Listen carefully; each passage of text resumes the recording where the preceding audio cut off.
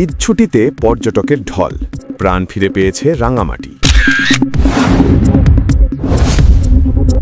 পবিত্র ঈদ উল ফিতরের দীর্ঘ ছুটিতে পাহাড়, হ্রদ আর সবুজ প্রকৃতির শহর রাঙামাটি হয়ে উঠেছে পর্যটকদের মিলন মেলা। দেশের বিভিন্ন অঞ্চল থেকে আসা ভ্রমণ পিপাসুদের ভিড়ে জমজমাট হয়ে উঠেছে শহরের প্রায় সব পর্যটন কেন্দ্র। ঈদের পরদিন থেকেই বাড়তে থাকে পর্যটকদের আগমন, যা কয়েকদিনের মধ্যেই রূপ নেয় উপচে পড়া ভিড়ে।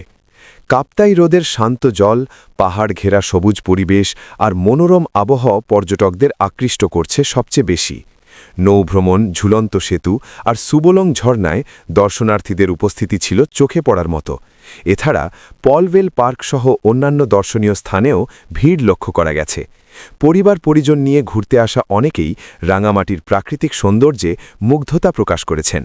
স্থানীয় প্রশাসন ও ট্যুরিস্ট পুলিশ জানিয়েছে, পর্যটকদের নিরাপত্তা নিশ্চিতে নিয়মিত টহল ও নজরদারি জোরদার করা হয়েছে।